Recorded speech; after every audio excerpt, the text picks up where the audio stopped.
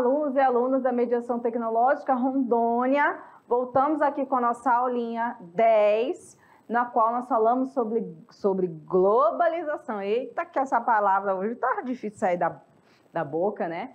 Então, nós falamos sobre globalização e integração regional, lembram? Então, gente, o que nós falamos sobre essa aula, hein? Foi muitas informações, né? Foram muitas coisas, realmente.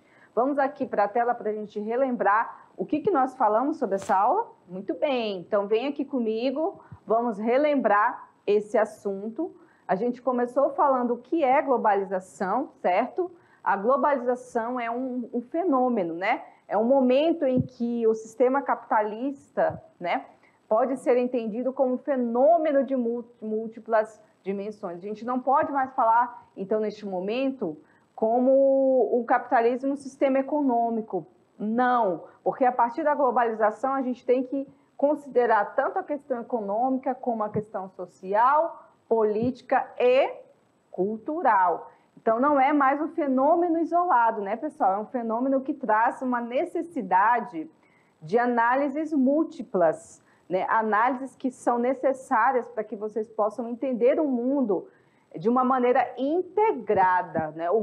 A globalização ela traz essa necessidade de integrar não só os países, como a gente falou, como também integrar o entendimento sobre o mundo, tá? Muito bem.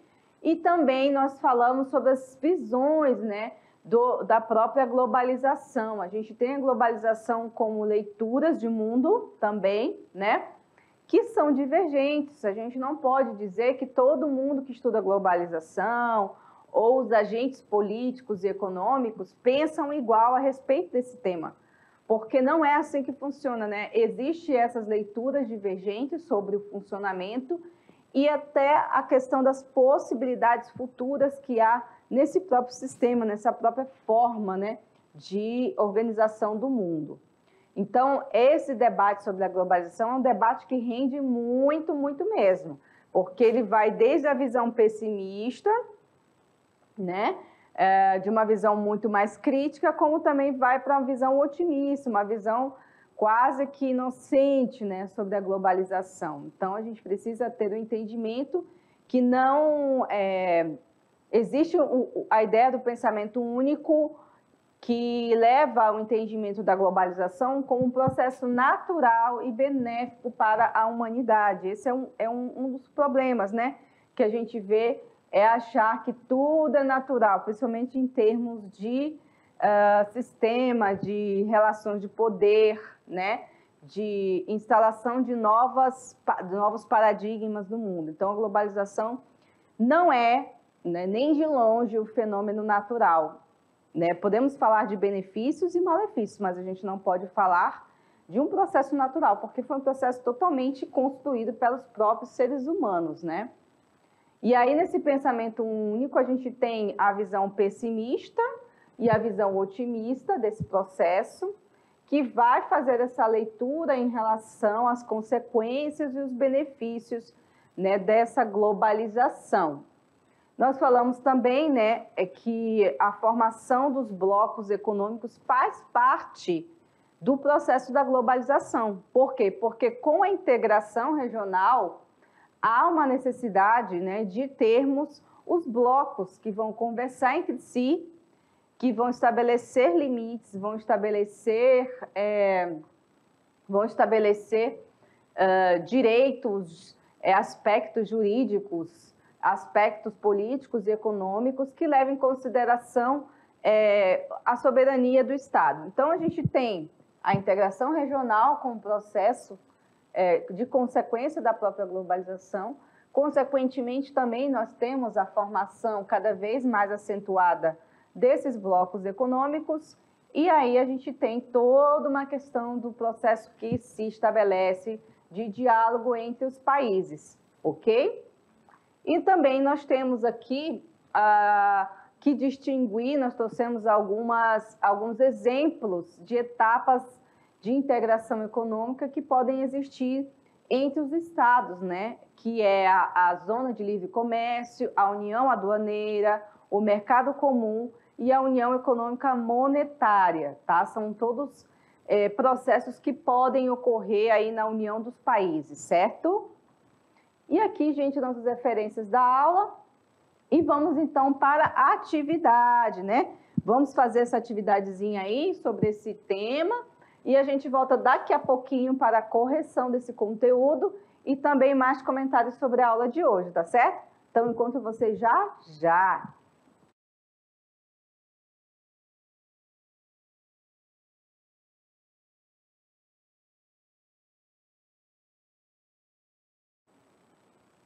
Olá, pessoal! Não falei para vocês que era já mesmo? Então, voltamos aqui para a nossa correção de atividades, correção do conteúdo aí, do que a gente pode trazer de mais informações, de mais conhecimentos sobre o tema globalização e integração regional, que em base, né, integram conteúdos que são essenciais para que vocês estudem para as provas do Enem, tá? Então, é um conteúdo importantíssimo, um conteúdo que tem um peso muito grande dentro das perguntas. Em algumas questões do Enem é necessário, né, questões de redação, tá?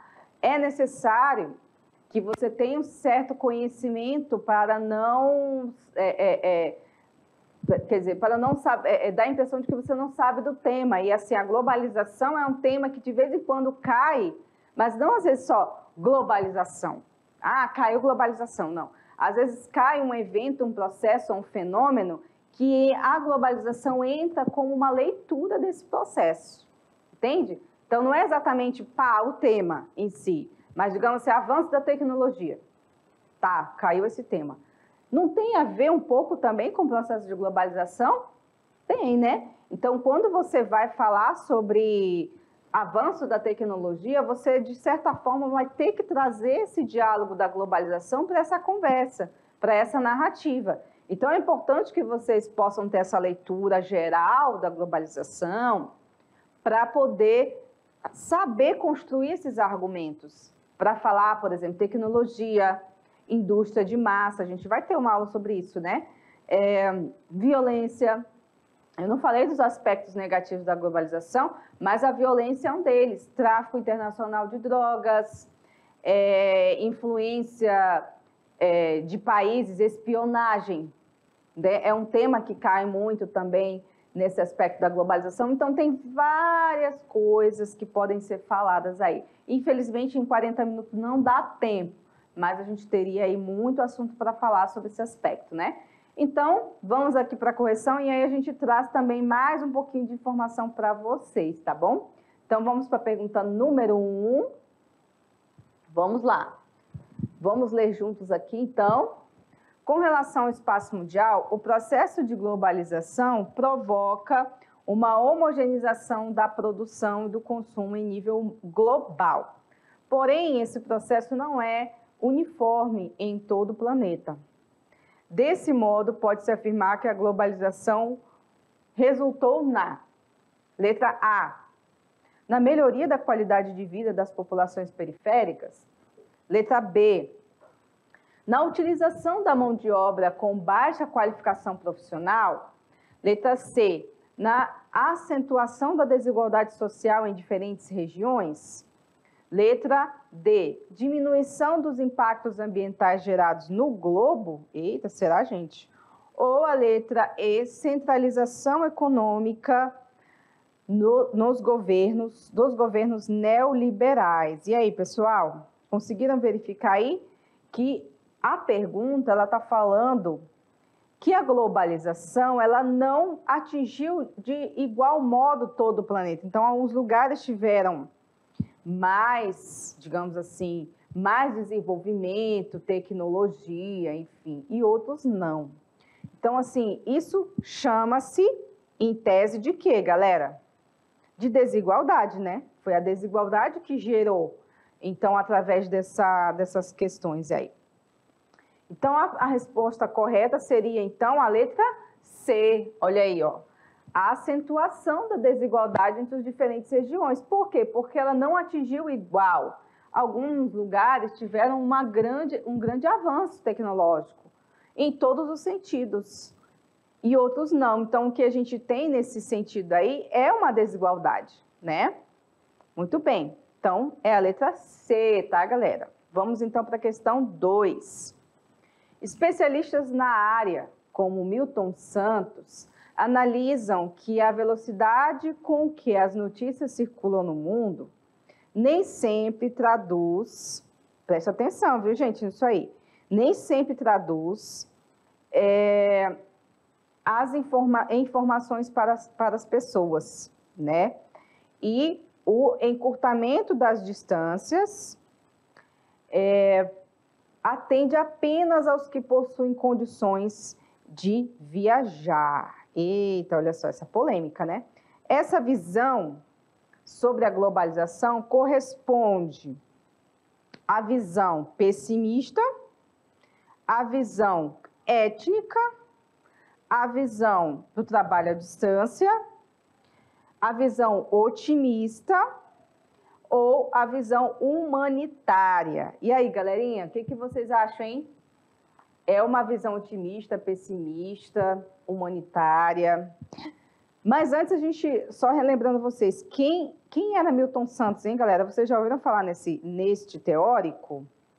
Bom, só para trazer aqui algumas informações do Milton Santos, ele era formado em Direito, porém, ele ficou conhecido como um geógrafo, né? Um grande geógrafo, na verdade. Ele era geógrafo, escritor, cientista, jornalista, advogado e professor da USP, né? De uma das melhores universidades da América Latina, né?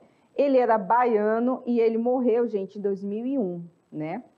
Ganhou vários prêmios. Ele era super conhecido lá fora, né? Super reconhecido. Ele ganhou um prêmio internacional, né, da universidade, uma das mais altas honrarias na área da geografia, que é equivalente assim, a um prêmio Nobel. Ele foi o primeiro e único geógrafo da América Latina a ter ganhado esse prêmio, gente, que é um prêmio chamado aqui Walter Lud. Olha só que doido. Então, assim, ele tinha um peso enorme na academia brasileira, né? Fora os outros prêmios que ele ganhou. Ele ganhou Prêmio Internacional de Geografia, Prêmio do Anísio Teixeira, Prêmio Tecnológico, Prêmio do Ano da Instituição de Arquitetos, enfim. Ele tem um peso muito, muito, muito enorme, tanto na área da geografia como na área das ciências sociais. Ele era um grande crítico, né? Então, só para vocês terem ideia de quem era Milton Santos, tá? Então, assim, qual é a visão do Milton Santos, hein, pessoal? É a visão pessimista, muito bem. É a letra A. Ele criticava esse processo da globalização e ele tem vários, tem livros, tem artigos que realmente trazem um estudo sério sobre esse assunto, né? Então, gente, é a letra A, visão pessimista, tá? Questão do Enem, número 3. No final do século XX e em razão da ciência, produziu-se um sistema presidido pelas técnicas da informação, que passaram a exercer um papel, né, de elo entre os demais, unindo-os, assegurando o novo sistema de uma presença planetária. O mercado que utiliza esse sistema de técnicas avançadas e resulta nessa globalização perversa, né? Uma consequência para o setor produtivo e outra para o setor de trabalho, advindas das transformações citadas no texto, estão presentes, respectivamente, em eliminação das vantagens locacionais e ampliação da legislação laboral, ou B, limitação dos fluxos logísticos e fortalecimento das associações sindicais, ou a C, diminuição dos investimentos industriais e desvalorização dos postos qualificados, ou a D, concentração de áreas manufatureiras e redução da jornada semanal, ou a E, automatização dos processos fabris e aumento dos níveis de desemprego. E aí, galerinha, qual é, então, dessas questões aqui, a que mais se encaixa, né, nessas consequências do setor produtivo? Fique bem claro que ele está se referindo, pessoal, ao setor produtivo, tá? Vamos lá? É a letra E, gente, a letra E é a automatização dos processos fabris, ou seja, você vai fazer com que a máquina faça o serviço humano, né? Aí a gente tem vários já, o pessoal empolgado, né, com isso, com esse avanço da tecnologia aí dos sistemas da Tesla, né? É lindo, mas você já parou para pensar que vai tirar milhões e milhões de empregos? E aonde vai alocar essas pessoas, gente? Né? Olha só que interessante pensar do outro lado da moeda, né? E aí, por outro lado, o aumento dos níveis de desemprego. Quanto mais a tecnologia se avança, menos emprego vai ter. Ou então, esses empregos que vão ter são empregos altamente... que vão ter uma necessidade muito grande de uma mão de obra qualificada. E aí? A gente está qualificando as pessoas para isso? Para essa nova realidade, para esse novo mundo, para esse novo normal? Né? Não é isso que a gente tem que pensar? Então, gente, por isso nós temos que analisar a globalização não com um elemento fantasioso e bonito, mas também com um elemento crítico, né? Então, vamos para a última pergunta do dia. Indique alguns exemplos de blocos econômicos da atualidade. Então, vamos trazer aqui alguns que a gente traz para vocês, que é o Mercosul, que é o mercado comum do Sul, né? O mercado dos países da América do Sul, a união desses países. Nós temos a UE, União Europeia, que todo mundo praticamente já conhece, porque é super falada, mas temos outras, né? Nós temos a APEC, que é a Cooperação Econômica da Ásia e do Pacífico, tá? Esse aqui é bem interessante também. E temos o NAFTA, que é o Tratado Norte-Americano de Livre Comércio. Então, aí, ó, gente, alguns blocos que se formaram para buscar soluções e iniciativas para melhorar as suas economias, né? Claro que a gente tem diversas críticas, tá? Alguns desses blocos aí trazem críticas de todo lado, né? Do lado político, lado ideológico, mas estão aí, né, gente? O mundo é feito disso, o mundo é feito de conflitos, de críticas, de lados opostos, e por aí as coisas vão seguindo seu fluxo, não é mesmo? Então, gente, chegamos ao final dessa aula, espero que vocês tenham gostado e curtido esse assunto da globalização e que a gente consiga aí avançar no nosso aprendizado da sociologia, tá certo? Aguardo vocês, então, na aula 11. Até mais e bons estudos. Tchau, tchau.